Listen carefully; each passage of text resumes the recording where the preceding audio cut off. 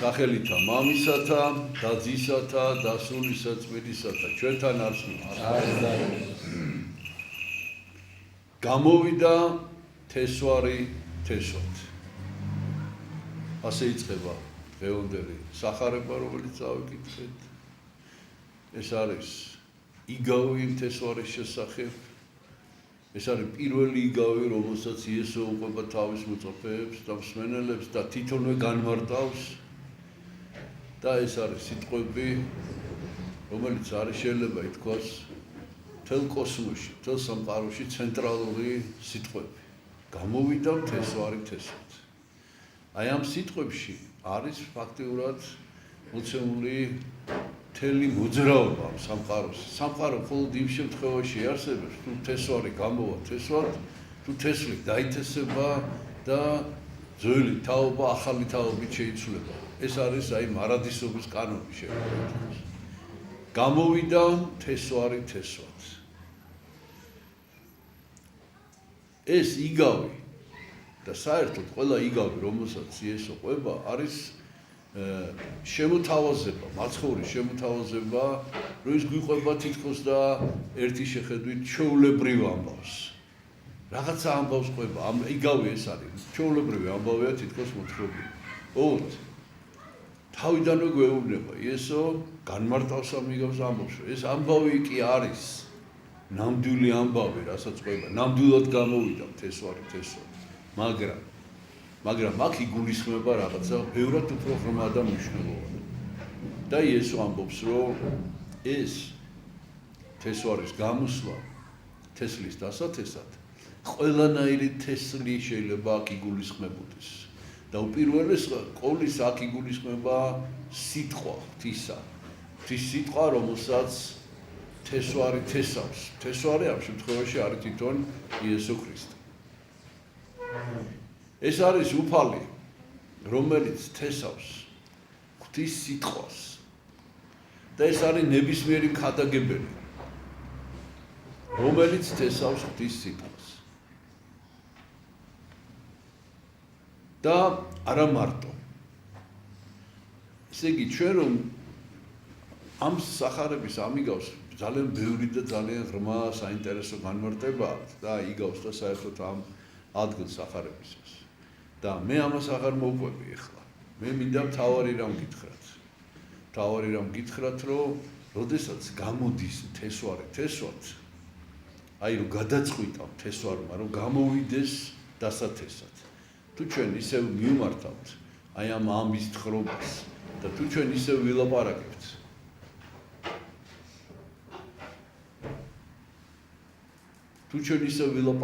ამბავზე, თესვის დრო რო დადგება, თესვარმა ზუსტად იცის, როდის უნდა გამოვიდეს და დასათესად ძალიან ცოტა დრო აქვს. უნდა გამოვიდეს და დათესოს. და აი რა შეიძლება აქ მივაქციოთ ყურადღება. ერთი რომ თესლი უნდა კონდეს გამზადებული. როდესაც დათესვის დრო მოვა, თესლის შერჩევის დრო აღარ არის. თესლი წინასწარ უნდა იყოს მომზადებული და თესლი უნდა იყოს ბევრი. იმიტომ რომ თესვარმა ეს თესლი თუ გინახავთ საერთოდ როგორ ითესება თესლი, მე მინახავს მაგალითად აქ ჩვენ მხარეში გაზაფხულზე, აი უშურველად ესე ამოიღებს პეშვით. ხელით როდესაც თემაში, რა თქმა უნდა არსებობს დღეს თანამედროვე საშუალებები ამ თესლის გაბნევის, მაგრამ ესე ხელით ყრის ამ თესლს და იქ იმის დრო არ არის, რომ არჩიოს ან დათვალოს რამდენი, უნდა ჩაყოს ხელი და ამოიღოს, ბევრი უნდა იყოს ის. უნდა გადაყაროს და არც იმის დრო არ არის, რომ ამოწმოს სად იყრება ეს თესლი. ანუ ეს ზოგი რეალობას გეუბნებით, ზოგი რომ გადაყრე, ზოგი ქვაზე მოხდება და გზაზე გადახდება. რა თქმა უნდა ეს ყანაში თესავს. რა თქმა უნდა ეს ყანა გამზადებულია, მაგრამ ყრის ამ თესლს. ყრის ამ თესლს და აქ სახარების ამიგავში მოთხრობილი არის 4 შემთხვევა. სხვადასხვა ადგილზე შეიძლება ეს თესლი დაეცეს.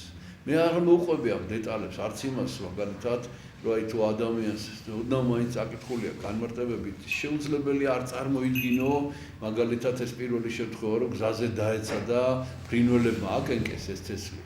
აი არ შეიძლება რომ ეს არ წარმოიდგინო, მაგრამ აღმოსავლეთის ქვეყნებში შავი, მუქი რაღაცნაირი ფრინველები დაფრინავენ წილყოვების მსგავსი.